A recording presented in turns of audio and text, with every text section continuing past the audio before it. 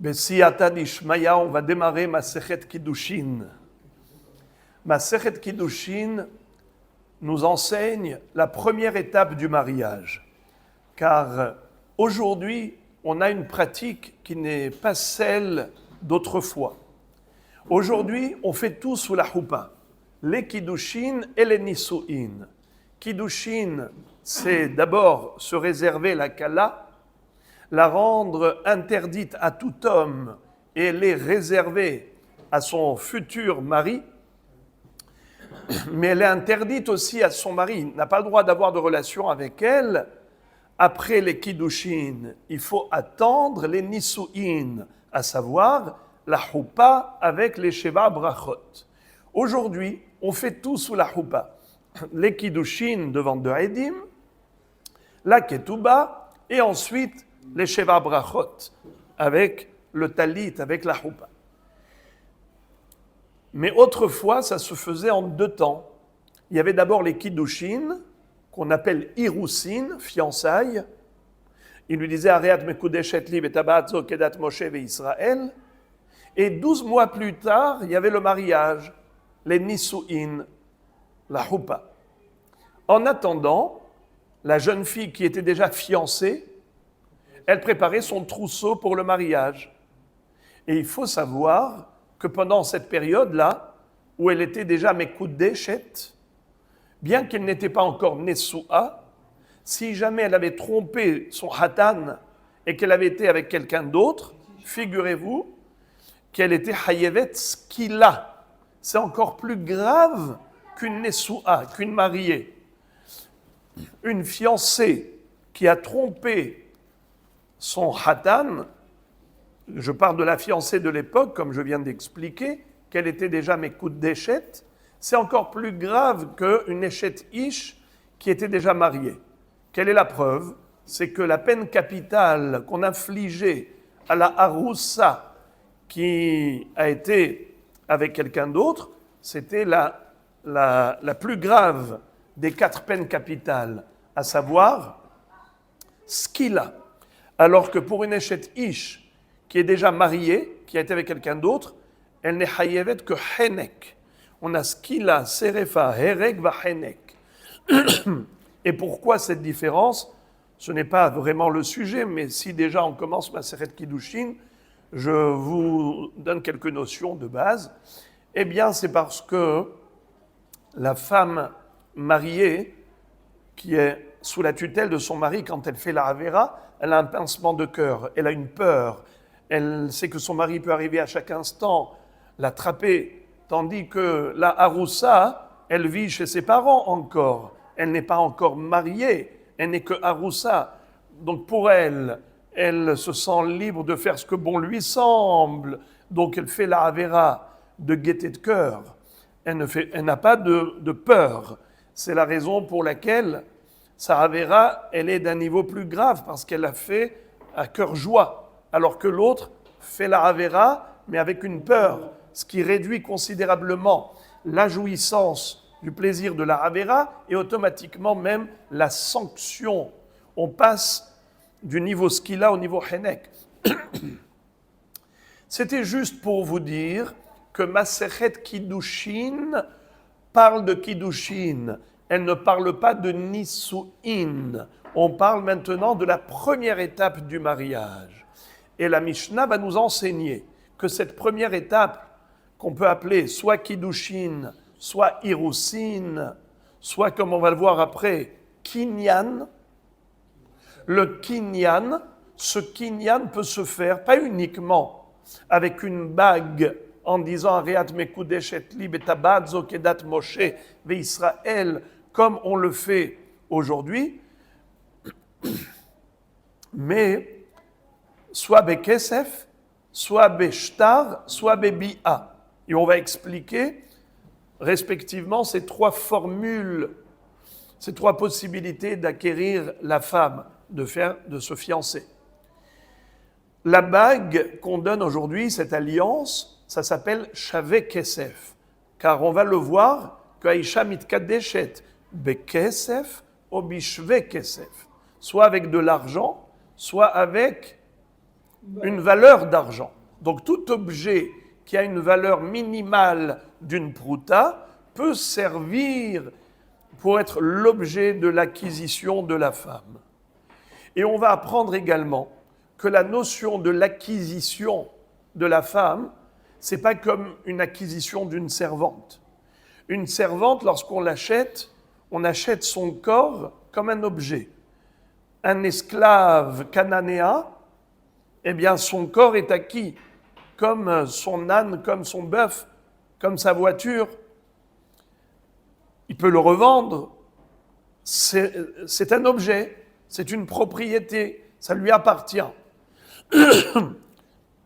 L'acquisition de la femme, par contre, n'a rien à voir avec cela. Ce n'est pas une acquisition de son corps comme un objet. C'est juste une consécration à son mari. Elle est réservée sur le plan de la vie conjugale à son mari. C'est qu'à partir du moment où il a été konéota, eh bien, il a consacré pour lui-même, elle est désormais frappée d'interdiction d'aller avec un autre homme. C'est en cela que les kiddushin prendront effet. Ce n'est pas une acquisition comme on pourrait avoir l'impression. Ha'isha niknit beshalosh drachim. Une femme est acquise par l'un des trois moyens. Alors nous pourrions croire qu'il s'agit d'une acquisition comme d'une servante. Hasve shalom, aucun rapport. D'ailleurs, un homme ne peut pas vendre sa femme. Nahon. Pourquoi ? Parce qu'il ne l'a pas acquise comme une servante qu'il peut revendre à un autre maître. Elle est juste consacrée à lui. Et d'ailleurs, la Gemara va nous expliquer très joliment que le terme kiddushin, bien qu'il ne figure pas dans la Torah, qu'est-ce que nous avons comme verbe employé pour les kiddushin ? C'est ki ikah ish isha ub'ala. Dans Parashat Kitetse, si un homme prend une femme, et la Gemara dit que ça veut dire prendre une femme. Comment est-ce qu'on prend une femme ? C'est kinyan. Elle va nous démontrer que la kiha, la prise de la femme, c'est l'acquisition en question, comme on a dit avec la bague ou avec le shtar ou avec la bia. C'est la raison pour laquelle cette Gemara s'appelle Masechet Kiddushin, et comme la Gemara va nous expliquer qu'au travers de cette acquisition, Asarla akule alma kehekdesh, le mari rend sa femme interdite à tout homme comme si c'était un objet sacré. Vous savez que lorsqu'on a sacralisé un objet, on l'a consacré au Beth Amikdash, désormais il appartient à Dieu. Personne n'a le droit de s'en servir, d'en profiter. C'est un objet sacré. La même chose. La femme, elle est Mekudeshet li. Ariat Mekudeshet li. Elle est consacrée à son mari. Donc ça veut dire qu'elle n'est que pour lui sur le plan de la vie conjugale. Donc personne ne peut avoir une relation avec elle à part son mari, car elle lui est consacrée. Et c'est pour cela que Hachamim ont changé le terme. La Torah parle de kiha, qui va être traduit par kinyan, mais les Hachamim ont été droit au but. Et ils ont employé le lashon kiddushin, comme on va voir dans le Perek Sheni, la première Mishnah du Perek Sheni, dans le Daf Mem Aleph, Ha'ish Mekadesh Bo ou Bishlucho. Un homme, il est Mekadesh, sa femme. Et que ça veut dire il est Mekadesh Asar la Akule Alma Keekdesh. Il interdit à tout le monde comme si c'était un objet sacré. On ne peut pas profiter d'un objet qui est sacré car il est consacré à Dieu. Ainsi, tout homme ne peut pas jouir du corps de cette femme sur le plan de relations intimes autant qu'un objet sacré, car elle est consacrée à son mari. Voilà la notion de Masechet Kiddushin. Mais ça se passe lors de la première étape, qui est Kiddushin. Et comme on a dit, plus tard, il y aura la Choupa, avec les Sheva Brachot, ce sera Nisu'in. Comme on a dit à l'époque, ça se faisait en 2 temps, Il y avait 12 mois d'écart entre les deux opérations. Ha'isha niknit beshalosh drachim. On commence la Mishnah. La femme est acquise par l'un des 3 moyens. Vekona et atzma bishte drachim. Et elle peut se racheter par l'un des 2 moyens. Niknit bekesef bishtar ou bebi'a. Elle peut être acquise par son mari, comme dit Rashi, Aïcha niknit le ba'la. La femme est acquise par son mari, et non pas une servante par son propriétaire. Beshalosh drachim. Lesquels? Bekesef, avec de l'argent. Bishtar, avec un acte d'achat qui est un papier sur lequel il va écrire Areat Mekudeshet li, n'est-ce pas? Et il lui donne ce papier. Donc en fait, il écrit sur un papier Areat Mekudeshet li et il lui donne. Ou Bebi'a, également par une relation intime. Figurez-vous que la première relation, elle est permise, mais ensuite, il n'a plus le droit d'avoir une relation avec elle. Car pour l'acquérir, il y a une possibilité, soit de l'acquérir en lui donnant de l'argent ou une valeur d'argent. Comme on a dit, la bague, c'est un objet quelconque, n'est-ce pas? Il peut lui donner de l'argent directement, n'importe quel objet qui a de la valeur. Areat mekudeshet li betabaadzo bekesef ze, n'est-ce pas? Le shtar, c'est un papier où il écrit Areat mekudeshet li. Ce papier, est-ce qu'il a de la valeur?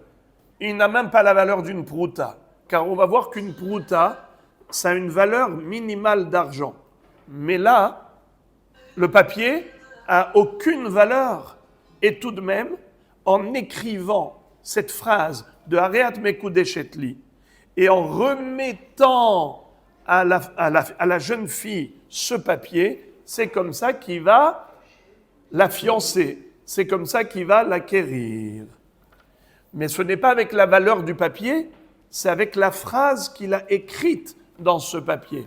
Areat mekudeshet li. Et les mefarshim discutent à savoir est-ce qu'il a besoin de le dire aussi verbalement. Le Rav des mefarshim disent qu'il n'a même pas besoin. En lui donnant le papier où il y a écrit Areat mekudeshet li, c'est ce qu'on appelle mekadesh bishtar, ça suffit. Exactement comme quelqu'un qui donne le guet à sa femme, il lui donne un papier où il y a écrit Hareat moteret lechol adam, ça suffit. Et d'où on apprend le kiddushin bishtar? Eh bien de girushin bishtar. Veyatza, vehaïta. Veyatza, c'est girushin. Vehaïta, c'est kiddushin. Pourquoi la Torah a juxtaposé ces 2 verbes dans Parashat Kitetse?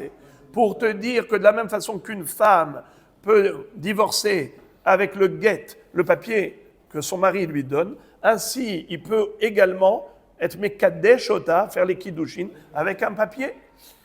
Et donc il n'a pas besoin de parler, il suffit qu'elle le lui donne. Quand c'est avec de l'argent, l'argent ça ne veut rien dire. Je peux donner de l'argent en cadeau, je peux donner une bague cadeau.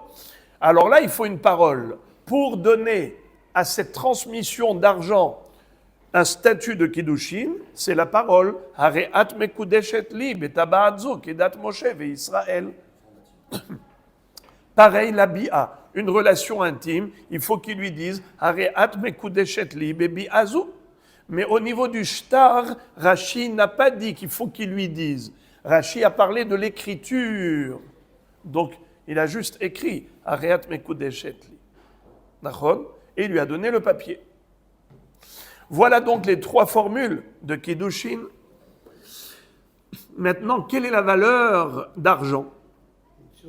On a dit kesef ou shve kesef. Quel est le minimum nécessaire pour que ça prenne effet? Le kinyan kesef, mahloket entre Bet Shammai et Bet Hillel. Bet Shammai omrim bedinar ou bishve dinar. Bet Shammai disent qu'il faut qu'il donne 1 dinar.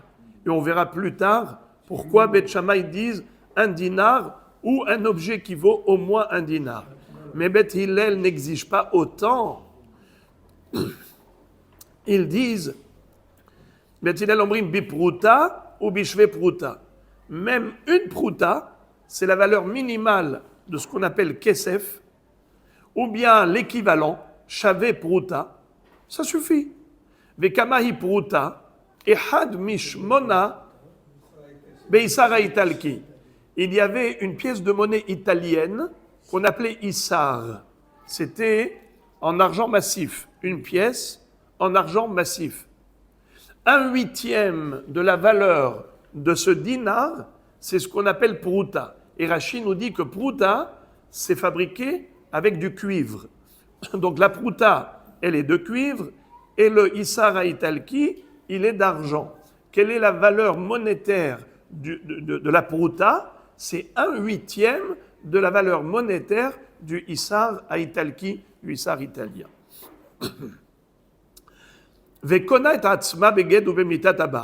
Nous avions vu en introduction de la Mishnah que la femme elle peut être mitkadeshet par 3 formules, soit kesef, soit shtar, soit bi'a, mais on avait vu également qu'elle peut s'auto-acquérir par 2 moyens.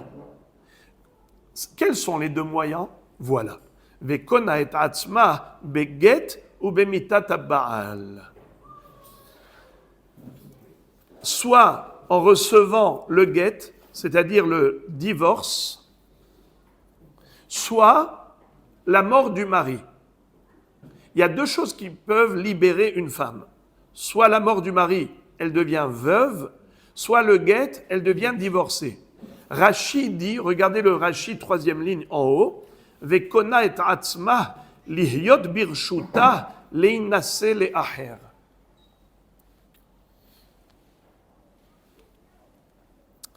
Rashi nous explique, quand on dit que la femme peut s'auto-acquérir, mais qu'est-ce que ça veut dire, elle va s'auto-acquérir? Kona et atzma. Mais on a expliqué que le mari n'est pas comme le propriétaire d'une servante.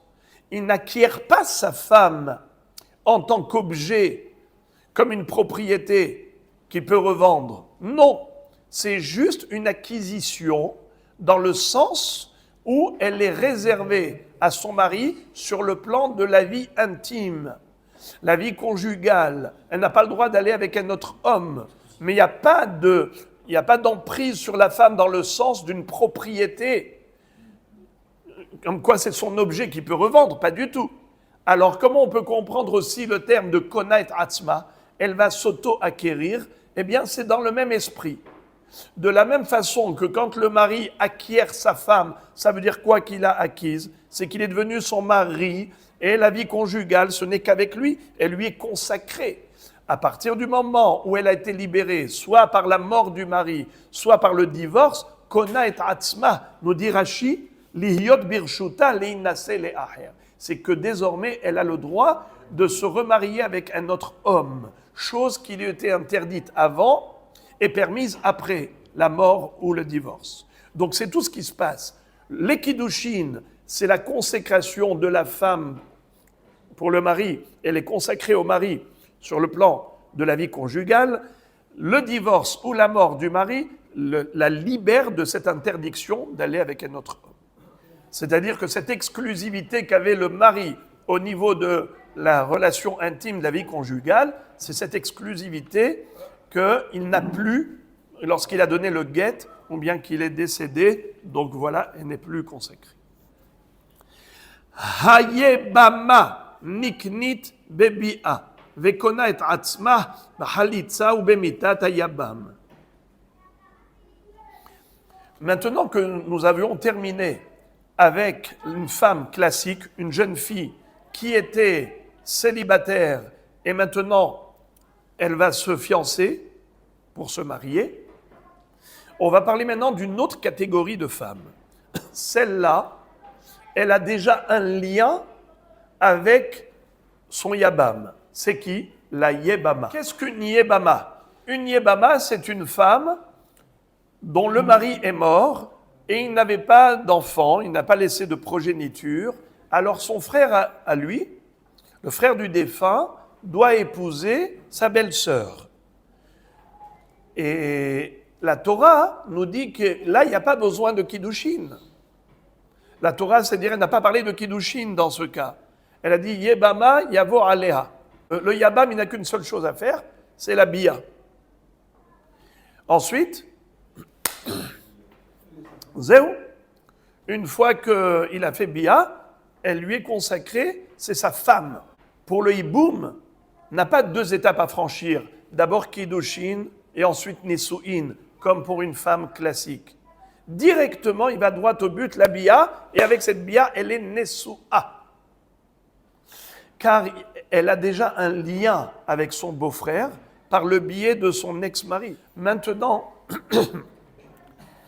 comment cette femme-là peut se libérer? Une Yebama. Yebama peut également s'auto-libérer, soit par la mort du Yabam, soit par la Halitza. On parle d'une Yebama avant le Hiboum, c'est-à-dire qui se situe dans la période qui est entre la mort de son ex-mari et le Hiboum avec son beau-frère. Entre les deux, elle n'a pas encore fait Hiboum. C'est de cela qu'il s'agit dans la Mishnah. Lorsque cette Yebama se trouve frappée d'interdiction d'aller avec un autre homme, un étranger, car elle doit faire Hiboum avec son beau-frère, la Torah nous dit « Lotiye eshetamet achutza leish zar, Yebama yavo aleha » c'est-à-dire elle n'a pas le droit d'aller avec un étranger, elle doit attendre de faire Hiboum avec le Yabam, ce qu'on appelle en français le Lévira. Tant qu'elle n'a pas encore procédé au Lévira, alors elle n'est pas encore vraiment la femme du beau-frère. Si le beau-frère a une relation intime avec elle, une bia, alors ça y est, il a acquise désormais, c'est sa femme à 100%. Si elle doit être libérée, il y a deux formules. Soit la mort du nouveau Yabam, soit le guet. Car le Yabam, non. Le Yabam, c'est devenu son mari, il faut lui donner un guet. Là, la Halitza n'a pas d'effet. De quoi parle la Mishnah quand elle a dit la mort du Yabam ou la Halitza? Elle parle de la rupture éventuelle lorsque le mari est mort et que le Yabam n'a pas encore fait Hiboum, où elle s'appelle encore Yebama. À ce moment-là, il y a deux moyens de rupture avec son beau-frère. Soit que le beau-frère est mort, soit que le beau-frère a fait Halitza. C'est quoi Halitza? Le déchaussement. Ils vont au Beddin et là-bas, elle va retirer la chaussure du pied droit de son beau-frère, elle va cracher par terre, elle va proclamer haut et fort Kacha ya'ase la ish asher lo yivnet bet ahiv vekar'u lo bet halutz na'al. Donc la Mishnah, quand elle nous dit Vekona et atzma be halitza ou be mitat yabam, on parle d'une Yebama qui n'a pas encore fait Hiboum. Elle est en attente du Hiboum. Et en attente du Hiboum, elle n'a pas le droit d'aller avec un étranger. Elle est obligée de faire Hiboum avec son Yabam. Mais si le Yabam ne veut pas faire Hiboum, voilà les deux possibilités. Soit Halitza, soit malgré lui, s'il est décédé, évidemment, elle est libérée. Gemara. Maintenant, Rabotai, ce qu'on va étudier, c'est juste par rapport au langage employé par la Mishnah. La Gemara va se focaliser sur le style de rédaction. Pourquoi la Mishnah a employé les termes qu'elle a employés? On commence. Ha'isha niknet beshalosh drachim. La femme peut être acquise par l'un des trois moyens, soit la formule kesef, soit shtar, soit bi'a. J'ouvre une parenthèse que j'ai oublié au départ de le dire, c'est que bien que Minatora, le fiancé, peut être Mekadesh, sa fiancée, avec une bi'a, mais Rav, à son époque, après la période de la Mishnah, il a interdit d'utiliser ce moyen d'acquisition, ce moyen de fiançailles. Il a dit c'est soit avec le kesef, soit avec le shtar, mais pas avec la bi'a. Rav mangid aman de mekadesh bebia. Rav, il frappait dans son beddin celui qui faisait kiddushin bebia. Il appelait ça pritzut. Donc, il y a la théorie et il y a la pratique. La théorie, ça veut dire théoriquement, oui, c'est possible, mais pratiquement, ce n'est pas du tout ce que l'on fait. Dans la pratique, on n'a pas le droit de faire un kiddushin bebia.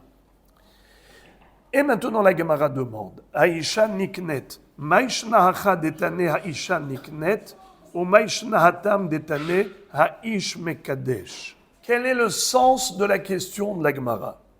La Gemara met en comparaison deux Mishnayot. La première de notre Pérec et la première du deuxième Pérec. Notre Pérec commence par Haisha niknit beshalosh drachim. La femme est acquise par l'un des trois moyens.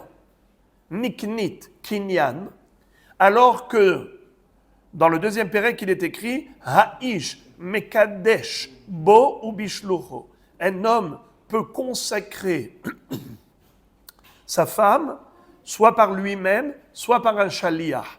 Pourquoi est-ce qu'ici on a employé le verbe kinyan, liknot, et là-bas on a conjugué avec le verbe kiddushin, haish mekadesh. Là aussi on aurait dû dire, normalement, haisha mitkadeshet, la femme est consacrée. De la même façon que tu as dit dans Perek Sheni, haish mekadesh, un homme peut consacrer une femme soit par lui-même, soit par son shaliach. Ainsi, il aurait fallu également dans le premier Pérec commencer Masechet Kiddushin avec le verbe de Kiddushin. Haisha mitkadeshet. Masechet Kiddushin. Pourquoi tu me dis Haisha niknet? Là-bas tu as dit Haish mekadesh. C'est la question de la Gemara. Maishnahacha detane haisha niknet. Pourquoi est-ce qu'ici on a dit la femme est acquise? Ou maishnahatam, et qu'est-ce qui change là-bas? Detane haish mekadesh, où on a employé le verbe kiddushin. Réponse. Mishum de kabael emitne kesef. Étant donné que on a voulu nous dire que haisha niknet bekesef, une femme est acquise avec de l'argent, puisque le verbe la kahat figure dans deux endroits, dans deux thèmes, à propos de la femme qui kahish isha, la kahat, à propos de l'argent de Ephron que Avraham Avinu a donné pour acheter Sadeh à Marpella, il est écrit Natati kesef hasadeh kah mimeni. Donc le verbe la kahat figure dans les deux sujets. La kahat, kesef pour le sadeh à Marpella, et la kahat isha, qui est kahish isha. Eh bien, de la même façon que le sadeh à Marpella a été acheté avec de l'argent, et à propos duquel il a été dit Hasadeh asher kana Avraham, le champ que Avraham a acquis, et là-bas il a acquis avec de l'argent, eh bien là aussi, la femme, quand on l'achète avec de l'argent, eh bien on emploie le terme kinyan, Aisha niknit. La Gemara répond, pour quelle raison ici on n'a pas employé le terme kiddushin, mais plutôt le terme kinyan, car dans cette Mishnah, on parle notamment du kesef, en disant que la femme peut être acquise par l'un des trois moyens, soit kesef, soit shtar, soit bia. Or, le kinyan kesef dans la Torah a été employé pour un kinyan, pour quelque chose qui s'appelle kinyan dans la Torah. De quoi s'agit-il? De Me'arat à Marpella. Lorsque Avraham Avinu a acheté le champ où se trouvait cette grotte où est enterré Adam et Chava, eh bien, il a dit à Ephron, voilà, je t'ai donné l'argent. Natati kesef hasadeh, kah mimeni. Et ensuite, la Torah dit à ce propos, Hasadeh, Asher, Kana, Avraham. Le champ que Abraham a acquis, il a acheté. Donc nous voyons qu'avec l'argent qu'a donné Abraham à Ephron, il a fait un kinyan. Donc nous voyons que l'argent opère l'acquisition. Étant donné que, à propos de la femme qui se fiance, la Torah dit ki ikah ish, isha, on retrouve le même verbe, ki ikah ish, isha, comme exactement ce qu'on retrouve à propos d'Abraham quand il a dit à Ephron, natati kesef hasadeh, kah mimeni, kah, kiha, kiha, misede Ephron. De la même façon que l'acquisition de Meharat Amarpela a été réalisée grâce à l'argent, ainsi l'acquisition d'une femme peut être réalisée grâce à de l'argent. J'ouvre une parenthèse, évidemment que ça n'a aucune commune mesure, car un champ, on l'achète comme une propriété foncière qu'on peut revendre, alors qu'une femme, on n'achète pas le foncier, on n'achète pas une servante qu'on peut revendre. Comme on a dit, c'est juste une transaction qui se fait de manière symbolique. C'est-à-dire que soit Bekesef, soit Bishtar, soit Bebia, mais ça reste un kinyan que dans le domaine de la vie conjugale. C'est-à-dire qu'elle est consacrée à son mari sur le plan de l'intimité, mais pas sur le plan de la propriété. Il ne peut pas la vendre à sa femme. Elle ne lui appartient pas. Son corps ne lui appartient pas. Il a juste un droit de jouissance au niveau de l'intimité et elle a l'obligation d'être consacrée uniquement et exclusivement à son mari.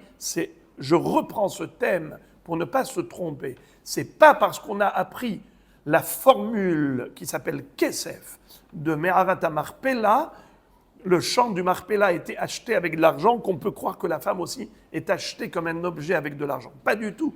C'est juste le moyen d'acquisition.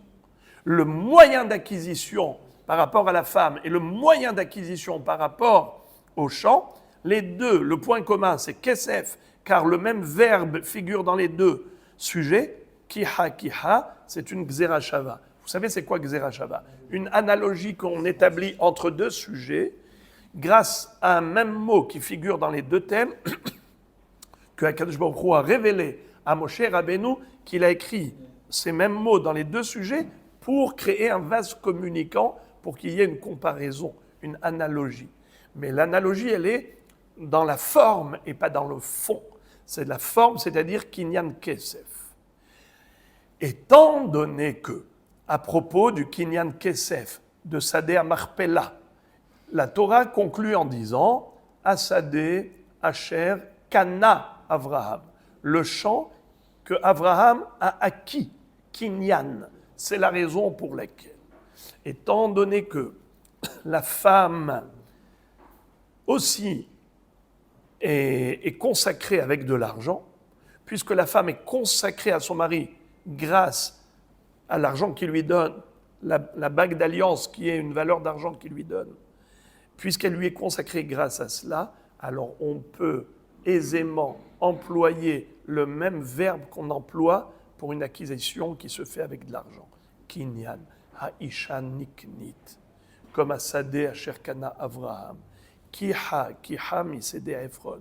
Puisque d'ailleurs, c'est de là-bas qu'on apprend qu'une femme peut être acquise avec de l'argent. Voilà pourquoi on a employé le verbe kinyan. Donc répétons. La Gemara répond. Mishum de Kabael emitne kesef. Puisqu'on va nous enseigner la formule kesef parmi les trois moyens d'acquisition de la femme. Les kesef minalan. Et d'où apprend-on qu'une femme peut être acquise avec de l'argent? Gamar, c'est quoi Gamar? On a appris, ça vient de quel mot? Gemara. On a appris kiha misede Ephron. Ça veut dire qu'il y a une Xerashava du verbe kiha qui se retrouve dans Seder Ephron et dans les Kiddushin. Où est-ce qu'on retrouve ça? Ktiv hacha ki kah ish isha. À propos de la femme il est écrit dans Parashat Kitetse, Ki kach ish isha ou ba'ala, un homme qui prend une femme. Uktivatam natati kesef asade kach mimeni. Il est écrit à propos de Me'arat HaMachpelah que Avram a dit à Ephron, j'ai donné l'argent, la valeur du champ, prends kach mimeni. Donc on voit le terme kiha. Vekiha ikre kinyan. Dirtiv asade asher kana Abraham. Et on voit que kiha, la kahat, ça veut dire kinyan. Comme on retrouve à la fin de l'histoire de toutes ces transactions de Me'arat HaMachpelah, la Torah conclut en disant Hasadeh Asher Kana Abraham. Donc Abraham qui a donné de l'argent, il a fait kiha, il a fait kinyan. Donc un homme qui va prendre une femme, ki kach ishisha, c'est en faisant kinyan kesef. Comme là-bas c'était bekesef, là aussi c'est bekesef.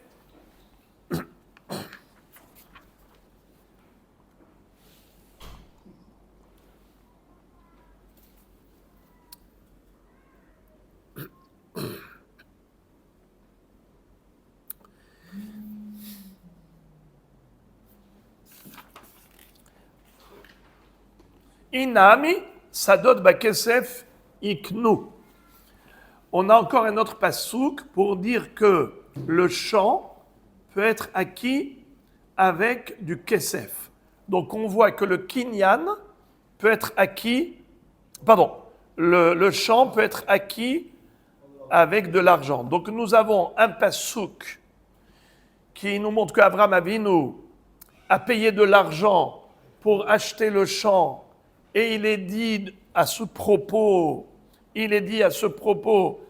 Asadeh Asher Kana Abraham. Donc tu vois qu'avec le Kesef, il a fait Kinyan.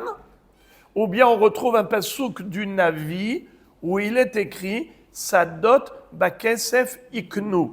Ça c'est une prophétie de Jérémie. Lorsque Akadosh Baruch Hu a détruit le Beth Amikdash, avant même sa destruction, il a déjà annoncé à Irmia la reconstruction du deuxième temple. Et en effet, il va lui dire, ils reviendront dans 70 ans, reconstruire le deuxième Beth Amikdash, et ils s'installeront en Israël, et ils vont acheter des maisons et des champs. Sadot bakesef iknu. Alors tu vois qu'un sadé, ça s'acquiert avec du kesef. Natati kesef asadé kahmimeni. Donc voilà que le mot kinyan se rapporte au kesef. Sadot, des champs, bakesef, iknu. Alors, tu vois qu'avec un kesef, on fait kinyan. Eh bien, pareillement, avec du kesef, on peut acquérir, faire les kiddushin. Tosfot répond à votre belle question. Pourquoi est-ce qu'on a besoin du deuxième passouk? Si on a déjà un passouk de la Torah, pourquoi a-t-on besoin d'apporter un passouk du Navi? Mais de la Torah, c'est amplement suffisant. Tosfot répond que là-bas, c'est vrai qu'Abraham a donné le kesef. Mais il y a deux façons de considérer le kesef. Kesef en tant que valeur ou kesef en tant que transaction. Je prends un exemple. Vous savez qu'un champ peut être acquis soit avec de l'argent, soit avec shtar, soit avec hazaka. N'est-ce pas? Il y a trois moyens d'acquisition d'un bien immobilier. On aurait pu croire qu'Abraham Avinu a acheté le champ de Me'arat HaMachpelah avec un autre moyen d'acquisition. Par exemple, avec le shtar, que Ephron a écrit un shtar à Abraham en disant « Je te vends mon champ ». Et pourquoi Abraham Avinu il donne l'argent? Eh bien, c'est la contre-valeur. C'est-à-dire qu'il y a deux choses. Il y a la transaction commerciale et il y a la contre-valeur. Alors, on aurait pu croire qu'un Sadeh Asher Kana Abraham, qui dit qu'il a acheté Bekesef, peut-être qu'il a acheté avec un shtar. Et l'argent qu'il a donné à Ephron, c'est juste pour que Ephron accepte de lui vendre. Alors, il lui donne la valeur. Mais qui dit que l'acquisition s'est faite par l'argent? C'est pour cela que ça ne suffisait pas, ce passouk. Il fallait apporter un passouk qui est encore plus explicite.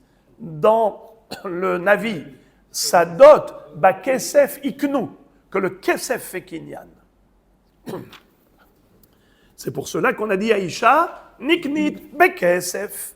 Puisque là, un des trois moyens d'acquisition de la femme, c'est kesef, alors le verbe liknot est le plus approprié. Plus que kiddushin. Après la Gemara dit dans ce cas-là, ok, tane haïcha niknit, venitne atama ish kone. Alors maintenant, je te retourne la question. Alors je renverse la vapeur. Maintenant que tu m'as expliqué pourquoi est-ce qu'ici on n'a pas dit comme là-bas, maintenant il faut que tu m'expliques pourquoi là-bas on n'a pas dit comme ici. Ici on a dit haïcha niknit, là-bas on a dit haïsh mekadesh. Pourquoi on n'a pas employé le terme de kiddushin ici? On a dit kinyan au lieu de kiddushin comme là-bas. Ah non, parce qu'ici, on a parlé de kesef. Alors, le verbe approprié, c'est kinyan. Ça donne kesef iknu. Alors maintenant, je te pose la question à l'envers. Pourquoi là-bas, on n'a pas dit haïsh kone au lieu de haïsh mekadesh? Puisque le verbe kinyan, c'est ce qui correspond à l'acquisition de la femme. Réponse.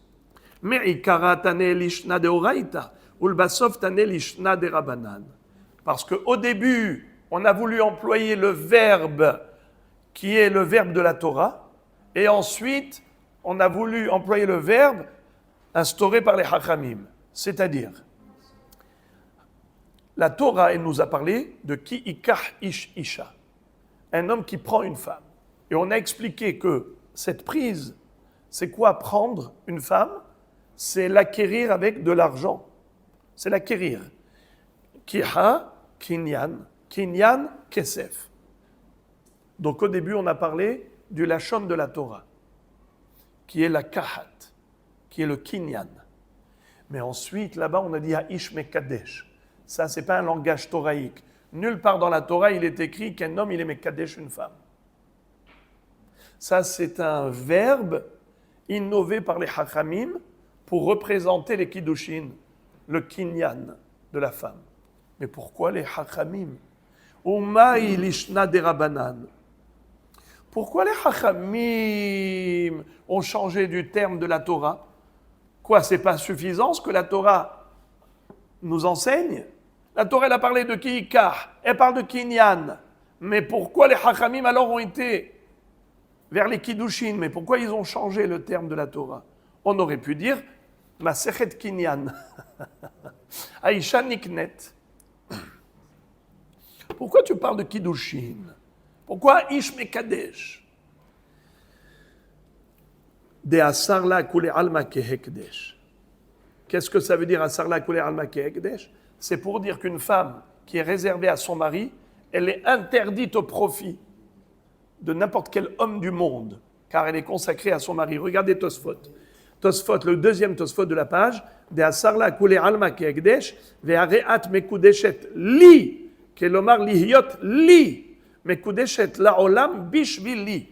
C'est-à-dire, tu es mekudeshet laolam, c'est-à-dire que par rapport au olam, par rapport au monde, tu es kdosha, tu es comme hekdesh, interdite au profit. Pourquoi? Parce que tu m'es consacré. C'est exactement comme un objet qui est kadosh pour le Beth Amikdash. À qui il est consacré?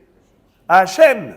Donc, pourquoi est-ce qu'il est mekudash, c'est-à-dire qu'il nous est interdit? Mufdal mimenu, il nous est interdit parce qu'il est l'Hachem, Kodesh l'Hachem. Donc il est Hekdesh vis-à-vis de tout le monde parce qu'il appartient à Dieu.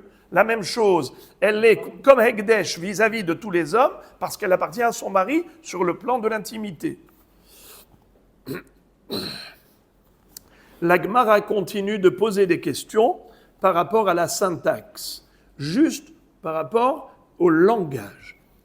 Venitne hacha ha'ish connaît. Ok.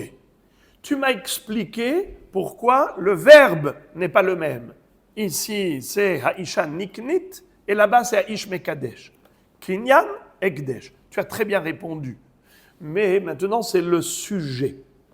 Là, le sujet, c'est la femme. Ha'isha niknit. Là-bas, le sujet, c'est l'homme. Ha'ish mekadesh. Pourquoi on a changé le sujet? Là aussi, on aurait pu dire Venitne hacha, ha'ish connaît. L'homme acquiert sa femme. Comme on a dit là-bas, ha'ish mekadesh bo bishloho. Pourquoi est-ce qu'ici on a parlé de la femme, ha'isha niknet? Qui est-ce qui fait l'action? C'est l'homme ou la femme? L'homme fait l'acte de consécration. Areat mekudesh etli. C'est l'homme qui donne l'argent. Alors, ha'ish mekadesh, c'est logique. Ha'ish connaît, c'est logique. Alors pourquoi tu as dit haisha niknit? Pourquoi le sujet ici, c'est la femme qui est acquise au lieu de dire que c'est l'homme qui acquiert? Réponse d'Agmara. Mishum de kabaï le mitna sifa vekona et atzma bedida, tanana meresha bedida. C'est-à-dire, la Mishnah se veut être homogène. Pour que la Mishnah soit symétrique, on parle de la femme au début, parce qu'on a parlé de la femme à la fin. C'est-à-dire, à la fin, on a dit vekona et atzma. La femme s'acquiert elle-même, elle s'auto-acquiert. Par quel moyen? Soit par le guet, soit par la mort du mari. Alors, puisqu'on a parlé de la femme qui s'acquiert elle-même, elle acquiert sa liberté, alors on a parlé aussi de la femme au début, haisha niknet, pour rester dans la symétrie, isha, isha, et que ce ne soit pas hétérogène. Au début, on parle de ha'ish connaît, et après, kona et atzma, la femme s'acquiert. Pour ne pas changer, vous savez qu'à l'époque, on apprenait les Mishnayot par cœur. Si on veut retenir facilement, bien mémoriser, il faut qu'il y ait une homogénéité dans la rédaction. Voilà. La Gemara dit Venitne ha'ish kone ou makne. Tu me dis pourquoi tu as parlé de la femme au début, parce qu'on a parlé de la femme à la fin. Eh bien, ma question, elle est à l'envers. Parle de l'homme à la fin, et comme ça, tu parleras de l'homme au début. Au lieu de dire Vekona et Atzma, dis Ha'ish Kone, Beshalosh Drachim, ou Makne, Bishte Drachim. Mais ce sera toujours l'homme qui est actif. Et on parle toujours de l'homme. Et ce sera homogène, car on parle de l'homme et de l'homme. Pourquoi tu parles de la femme? Réponse. Mishum deika mitata Baal, delav ihu kamakne, min shemaya ou de maknele. Car l'une des deux formules de libération de la femme par rapport à son interdiction de se remarier avec un autre homme, c'est la mort du mari. Quand est-ce que l'homme est actif? L'homme est actif que dans le guet. Mais au niveau de la mort, il n'est pas actif, il subit la mort. C'est Dieu qui inflige la mort comme il donne la vie. Ah, donc l'homme n'est pas actif au niveau de Mitata Baal. Elle s'acquiert parce que le ciel lui a octroyé cette liberté par la mort de son mari. Donc on ne peut pas dire que Ha'ish Kone ou Makne, l'homme donne à sa femme la libération par rapport à ce Issour.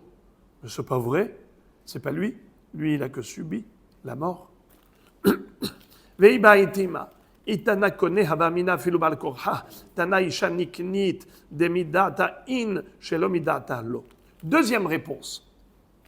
Si on avait dit que l'homme acquiert sa femme, on aurait pu croire qu'il est maître à bord et qu'il fait ce qu'il veut malgré elle. Un homme, il voit une jeune fille dans la rue, il prend une bague, il lui fait rentrer dans le doigt, il lui dit Areat mekudesh etli b'tabahadzo kedat Moshe ve'Israël, et il la prend chez lui à la maison, qu'elle veuille ou pas. C'est ce qu'on aurait pu croire. Si tu écris à Ish Kone, ça veut dire que l'homme, comme il va acheter dans les rayons du magasin un kilo de farine, eh bien il achète, eh bien il prend une jeune fille et il achète, il acquiert. Ça ne marche pas comme ça. Si la femme n'est pas d'accord, eh bien, il n'y a pas de kiddushin. Un homme ne peut pas épouser une femme malgré elle. Pour se marier, il en faut deux. Comme pour se disputer, il en faut deux. Pour se marier aussi, il faut son approbation. Voilà pourquoi on n'a pas dit Ha'ish Kone, car si on avait dit Ha'ish Kone, on aurait pu penser que ça dépend de sa volonté à lui. C'est pour ça qu'on a dit Haisha Niknit, pour dire que le kinyan n'aura lieu que si elle est d'accord, que si elle a donné son approbation. Pardon. Alors la Gemara continue d'analyser le langage employé par la Mishnah. Uma iria detane shalosh, litne shelosha. Alors là, une petite introduction. Rabotai, j'ai envie de voir votre connaissance en hébreu après le ulpan. Dites-moi s'il vous plaît, ehad, c'est masculin ou féminin? Masculin. Shenaim, c'est masculin ou féminin? Shenaim, c'est masculin. Ahat, c'est quoi? Féminin. Shtaim, c'est masculin ou féminin? Féminin. Maintenant, shalosh, c'est masculin ou féminin? Féminin. Hein? Alors, shalosh, c'est masculin. Shlosha, féminin. Faux. Shelosha, masculin. Shalosh, féminin. Je savais que vous alliez tomber dans le piège, c'est pour ça que je l'ai posé la question. Mais justement, c'est ça ce qui est trompeur. Il y a un he et c'est masculin. Allez, encore. Arba, c'est masculin ou féminin? Féminin. Arba'a, masculin. Encore. Hamesh, c'est masculin ou féminin? Féminin. Hamisha, masculin. Shesh, shisha. Shisha, c'est masculin. Shesh, féminin. Voilà, à tous les coups, on tombe dans le piège. Alors, rappelez-vous que c'est le contraire de la logique. La logique, c'est que quand il y a un he, c'est féminin. Quand il n'y a pas de he, c'est masculin. Mais pour les nombres, c'est juste le contraire. Non, je parle à partir de shalosh. Oui. Ehad et ehat. Ehad et ahat, c'est, vous avez compris, dalet ou tav. Pour shtaim, c'est shnaim, c'est masculin, shtaim, c'est féminin. Mais à partir du shalosh, on continue, eh bien, c'est le contraire de la logique. Lorsqu'il y a un he, le chiffre est masculin. Lorsqu'il n'y a pas de he, le chiffre est féminin. Maintenant que vous avez compris ça, je vous pose la question. Haisha niknet beshalosh drachim. Shalosh, c'est féminin ou c'est masculin? Shlosha, on a dit c'est masculin. Shalosh, féminin. Contraire de la logique. Alors, la question d'Agmara. Umay iria detane shalosh litne shelosha. Pourquoi est-ce qu'on a dit shalosh? Il aurait fallu dire shelosha. Quel est le sens de la question? Qui peut me dire quel est le sens de la question? Attendez. Quelle est la question d'Agmara? Pourquoi le chiffre est au féminin, shalosh, il aurait dû être au masculin, shelosha? Pourquoi l'Agmara pose une telle question? Tosfot, je vous invite à regarder Tosfot, vous avez 15 secondes, le plus petit Tosfot ici, au milieu de la page. Essayez de lire Tosfot. Toute la Torah est écrite au sens bravo. Car toute la Torah est conjuguée au masculin. À chaque fois, on parle au masculin, Alors pourquoi est-ce qu'ici on commence au féminin? Aisha niknit beshalosh drachim. Mais il faudrait suivre l'habitude de la Torah. Toujours on parle au masculin. Alors il fallait dire bishlosha drachim au masculin. La réponse de la Gemara. Mishum de kabael et mitnet derech, vederech lachon nekevahu. La réponse elle est simple. Parce que, il faut voir le sujet. On te dit, shalosh drachim. Si derech c'est nekeva, obligatoirement, le chiffre aussi il est nekeva. Et d'où on sait que derech c'est nekeva? Dirti veoda'ata lahem et derech yelchu bah. Quand Yitro a dit à Moshe Rabbeinu d'enseigner les chemins de la Torah aux Bnei Israël, la Torah c'est féminin. Comment il a dit? Ve'odata lahem et derech asher yelchu bah. Derech yelchu bah. Le chemin dans lequel ils vont marcher. Comment on dit le chemin ici dans la Torah? Bah. Pas beau au masculin, bah au féminin. Ve'ela hadetanya beshiv'a drachim bodkim et tazav nitne sheva. Alors, attends. Excuse me, qu'est-ce que tu m'as dit? Que derrière, c'est quoi? c'est féminin.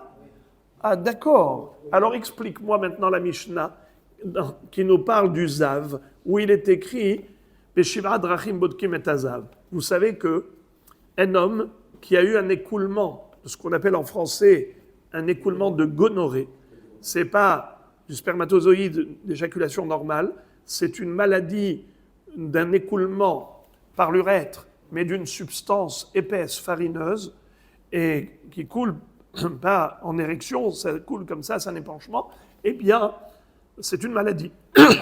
Un homme qui a eu cet écoulement une fois, il est tamé un jour. 2 fois, 2 écoulements, il est tamé 7 jours. 3 fois, il doit apporter un korban après le mikvé le 7e jour. C'est le mikvé le 7e jour, et le lendemain, le 8e jour, il apporte de korban. Ça s'appelle Zav Hamour, avec un nid d'oiseau qu'il doit apporter, Shtetorim ou Shne Bnei Yona. Je ne vais pas rentrer dans les détails. Mais juste pour savoir que quand est-ce qu'un homme est Zav avec Tum'a, que si cette Ziva, cet écoulement, est arrivé naturellement. Mais si c'est arrivé Be'ones, parce qu'il a trop mangé, ou il a trop bu, ou bien parce qu'il était malade, ou bien parce qu'il a porté du lourd, ou bien parce qu'il a fait un bond, il a sauté, ou bien parce qu'il a vu quelque chose, ou parce que il a eu une pensée qui a déclenché tout cela, ça s'appelle anus, et il n'est pas tamé. Alors à chaque fois qu'on a un zav, on est bodek, on vérifie comment il a eu cet écoulement, naturellement ou bien par onès. Si c'est naturellement, il est tamé, si c'est par onès, il n'est pas tamé. Et comment c'est écrit ? Beshiv'a drachim bodkim et azav. C'est quoi les shiv'a drachim pour l'abdika? Quels sont les 7 facteurs qui peuvent déclencher la ziva? C'est ce que nous a dit Rashi, bemachal, bemishte, beholi, bemassa, bekfitsa, bemar'e, ve'irur. Voilà comment on peut vérifier. Et là, on a dit Beshiv'a drachim. Shiv'a, masculin. Bravo. Pourquoi? Tu aurais dû dire Besheva derachim, puisque tu as dit que derer, ce n'est que 20. Réponse, Mishum de Kabael et Mitne derech. Ve'ashkahan derech, décret la Shon Zachar, dirtiv bederech echad yetsu elecha ou b'shiv'a drachim, yanusu lefanecha. La réponse, c'est parce que on a voulu employer le terme derech. Et derech, c'est Zachar. Ah bon? Où tu as une référence? Oui, j'ai une référence thoraïque. C'est écrit. Bederech echad yetsu elecha ou b'shiv'a drachim yanusu lefanecha. Dans Parashat Kitavo. Dans les brachot, où Akshbaruch nous dit, si jamais tes attaquants viennent par un seul chemin, eh bien, dès que tu vas aller pour te défendre, ils vont te fuir tout azimut en empruntant 7 chemins. C'est écrit Bishiv'a drachim. Donc tu vois que derech, c'est masculin. Voilà pourquoi on a dit Bishiv'a drachim bodkim et azav. Alors la Gemara dit alors la Gemara dit, je ne comprends rien du tout. Alors là, tu m'as mis la tête en bouillie. Parce que, une fois tu me dis que derrière c'est la Shon Zachar, une fois tu me dis que c'est la Shon Nekeva, je ne comprends rien. Là, tu m'amènes un pasouk qui me dit que derrière c'est la Shon Nekeva. Quel est le pasouk? Yitro. Ve'odata lahem et aderech asher yilchu baha. Bah, et pas beau.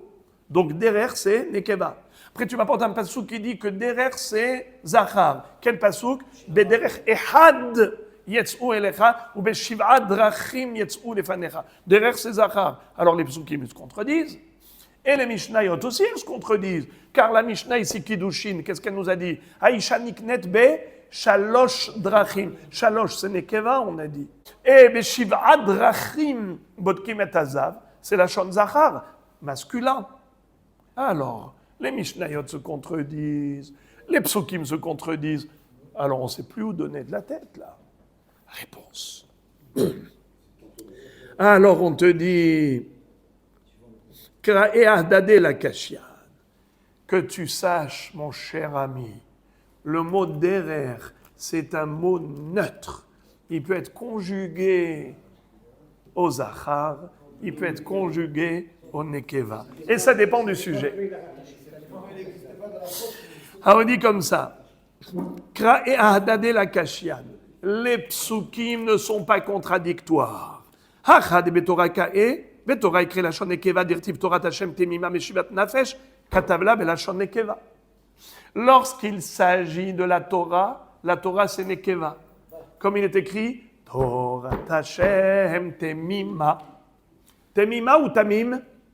Temima, nekeva. Donc puisque la Torah c'est nekeva, alors quand on parle de Torah, derrière c'est nekeva. Comment Yitro a dit à Moshe Rabbeinu d'enseigner la Torah? Enseigne-leur le chemin qu'ils doivent emprunter, c'est-à-dire la Torah. Quand on parle de Torah, alors derrière c'est nekeva.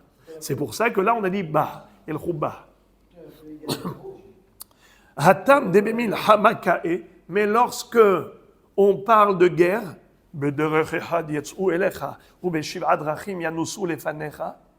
on a parlé de guerre. La guerre, qui est-ce qui va à la guerre? Les hommes ou les femmes? Les hommes. Sauf ici, où dans cette génération, le monde est à l'envers, nous avons aussi des femmes qui vont à la guerre. Le monde à l'envers. Hatam debemil hamakae, darko shel ish la'asot milhama, ve'en darka shel isha la'asot milhama. C'est pas le derrière d'une femme d'aller à la guerre. D'ailleurs, même, vous le savez, que c'est assourd pour une femme de porter une arme. La Torah nous interdit, à nous les hommes, de nous habiller comme des femmes.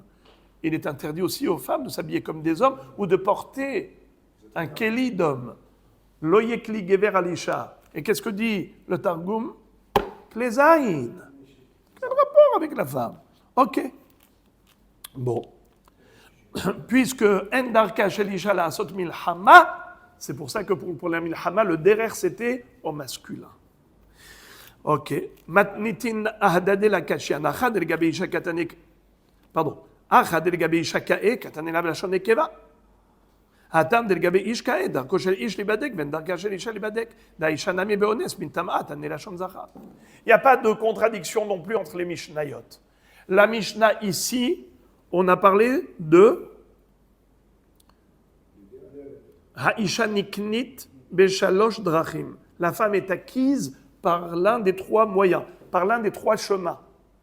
D'accord? Alors, puisqu'on parle de Haisha Niknet Beshalosh Drachim, donc le sujet c'est la femme, c'est féminin. Alors, on a parlé de derrière au féminin. Quand on a parlé de le Ziva, le Zav, Beshiv'a Drachim Bodkim et Azav, on parle d'un homme. Dites-moi, est-ce qu'une femme, elle peut être aussi Zava? Comment? Bravo. Une femme qui a un écoulement de 3 jours consécutivement de sang, pas pendant la période de Nida, la période de Ziva, eh bien elle s'appelle Zabagdola, le même din. 7 jours elle est Tmea, Shiva Nekiyim, après elle va au Mikvé, après il y a le Korban le 8e jour. Frères et amis, dites-moi, s'il n'y a pas de différence entre Zav et Zava, pourquoi on a parlé ici que de Zav? En disant Beshiva Drachim Bodkim et Azav. Bravo. C'est que la femme, même Be'ones, elle est Tmea. Chez l'homme, il y a une différence. Quel était le facteur déclenchant l'écoulement? Est-ce que c'était un écoulement naturel ou un écoulement par l'un des 7 facteurs qu'on appelle Ones? Là, on distingue. Dans ce cas-là, il est tamé, dans ce cas-là, il n'est pas tamé.